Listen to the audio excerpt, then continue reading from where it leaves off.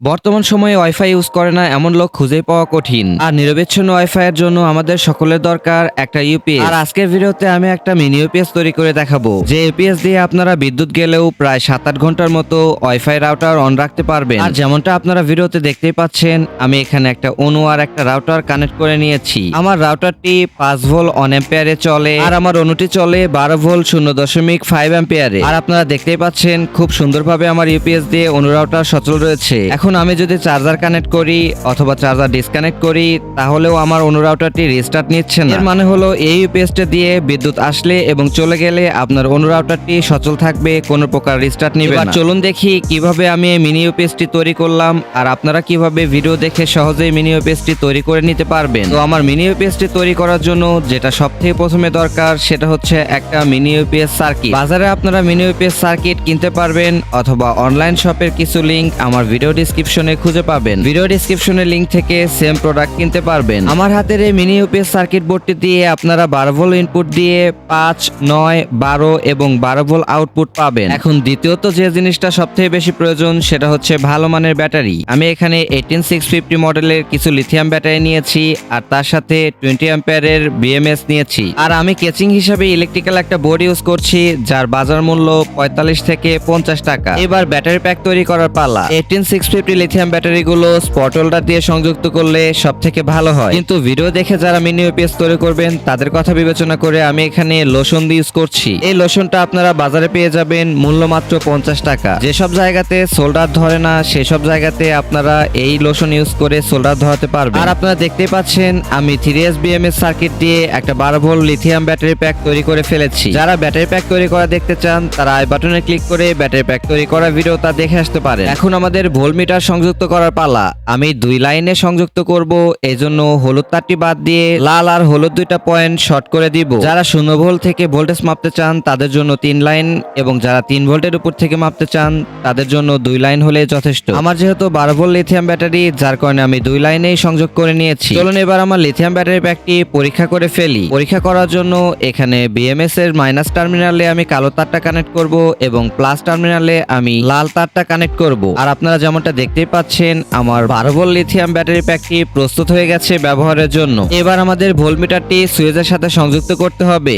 যখন আমাদের চার্জ দেখার প্রয়োজন হবে তখন এই সুইচটি অন করে আমরা ভোল্টেজ দেখতে পারবো। আমি ভোল্টমিটারের লাল বা পজিটিভ সংযোগটা সুইচের এক প্রান্তে সংযোগ করে নিচ্ছি। এবার আমার ব্যাটারি প্যাকটি কেসের ভিতরে ভালোভাবে সংযুক্ত করে নিব। তার আগে আমি ইলেকট্রিক্যাল টেপ দিয়ে ব্যাটারি প্যাকের সব টার্মিনাল গুলো ঢেকে দিব, যেন শর্ট সার্কিট না হয়। এবার আমি ইউপিএস সার্কিটে সুইচ সংযোগ করে নিব। এবারে ইউপিএস সার্কিটটাকে কেসিং এর ভিতরে ভালোভাবে প্রতিস্থাপন করতে হবে। আমি এখানে স্ক্রুর সাহায্যে ইউপিএস এর বডির ভিতরে ইউপিএস সার্কিটটিকে প্রতিস্থাপন করে ফেলবো। ইউপিএস সার্কিটটিকে খুব ভালোভাবে ও শক্তভাবে লাগাতে হবে, যেন ভিতরে নড়াচড়া না করে। নড়াচড়া করলে শর্ট সার্কিট হয়ে যেতে পারে, যার কারণে আমি 4টা স্ক্রু দিয়ে ভালোভাবে লাগিয়ে নিব। এখন আমাদের মেইন ব্যাটারি কানেকশনের পালা। তো চলুন দেখা যাক আমি কিভাবে কানেকশন করে ফেলি। ইউপিএস এর সাথে এখানে বি মাইনাস এবং বি প্লাস নামে 2টা টার্মিনাল রয়েছে। আমি এখানে একটা লাল তার নিয়ে বি প্লাস এর ভিতরে ঢুকিয়ে দিব, এবং স্ক্রুটিকে ভালোভাবে টাইট করে নিব যেন লাল তারটি বেরিয়ে না আসে। একইভাবে একটা কালো তার নিয়ে বি মাইনাস এর ভিতরে লাগাতে হবে, এবং স্ক্রুটাকে ভালোভাবে টাইট করে নিতে হবে। আর যেমনটা আপনারা দেখতে পাচ্ছেন আমি একটা কালো তার নিয়ে বি মাইনাস এর ভিতরে ঢুকিয়ে দিয়েছি। এখানে ব্যাটারি সংযুক্ত করার সময় খুবই সাবধান থাকতে হবে, কারণ পোলারিটি উলটপালট হয়ে গেলে সার্কিটটি ড্যামেজ হয়ে যেতে পারে। আমি এখানে 2টা তার খুবই শক্তভাবে লাগিয়ে নিয়েছি। চলুন এবার বিএমএস এর সাথে এই সার্কিটটিকে সংযুক্ত করা যাক। ইউপিএস এর সুইচটাকে কানেক্ট করে নিলাম। এখন ভোল্টমিটারের সুইচের সাথে একটা ওয়্যার কানেক্ট করতে হবে। হয়ে গেলে এবার সবগুলো তারকে বিএমএস এর সাথে সংযুক্ত করতে হবে। আমি এখানে ইউপিএস সার্কিটের লাল ওয়্যার এবং ভোল্টমিটারের লাল ওয়্যারটি একই সাথে সংযুক্ত করে নিব। হয়ে গেলে এবার কালো তারটি বিএমএস এর সাথে সংযুক্ত করতে হবে। ব্যাটারি সংযুক্ত করার সময় খুব ভালোভাবে খেয়াল রাখতে হবে যেন 2 টার্মিনাল কোনোভাবেই শর্ট না হয়ে যায়। আর যেমনটা আপনারা দেখতেই পাচ্ছেন আমি বিএমএস এর সাথে ভোল্টমিটারের 2টা তার আর ইউপিএস সার্কিটের 2টা তার ভালোভাবে সংযুক্ত করে নিয়েছি। এখন আমাদের কাজ প্রায় কমপ্লিট হয়ে গিয়েছে। এবার কেসিংটাকে ভালোভাবে আটকে নিতে হবে। আর আপনারা দেখতেই পাচ্ছেন এখন আমি কেসিংটাকে ভালোভাবে লাগিয়ে ফেলবো। আমি এই ইউপিএস এর কেসিংটাকে স্ক্রু দিয়ে ভালোভাবে লাগিয়ে ফেলবো। এখন পরীক্ষামূলকভাবে 2টা স্ক্রু লাগিয়ে ফেলছি, পরবর্তীতে আমি খুব ভালোভাবে এটাকে লাগিয়ে ফেলবো। আর আমি এই মিনি ইউপিএসটাকে চার্জ করার জন্য 12.6 ভোল্ট 3 অ্যাম্পিয়ারের একটা লিথিয়াম ব্যাটারি চার্জার ব্যবহার করব। আপনারা 12 ভোল্ট 2 অ্যাম্পিয়ার অথবা 3 অ্যাম্পিয়ারের যে কোনো চার্জার ব্যবহার করতে পারেন। আর যেমনটা আপনারা দেখতে পাচ্ছেন এখানে আমরা ভোল্টেজ দেখতে পারবো।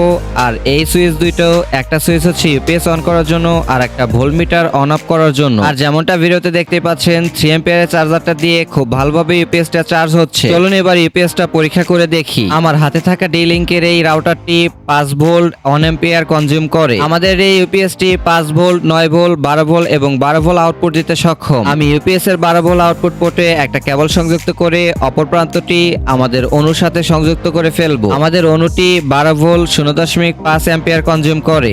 আর আপনারা দেখতেই পাচ্ছেন অনুটি খুব সুন্দরভাবে রান করছে। আমাদের স্টুডিও লাইটের জন্য অনুর আলোগুলো ভালোভাবে দেখা যাচ্ছে না। আমরা লাইটটি অফ করে দিলে দেখতে পাবো খুব সুন্দরভাবে আমাদের অনুটি রান করছে। এবার চলুন একইভাবে আমাদের রাউটারটি সংযুক্ত করে ফেলি। আমি আগে থেকে ডিসি টু ডিসি কেবল বানিয়ে রেখেছিলাম।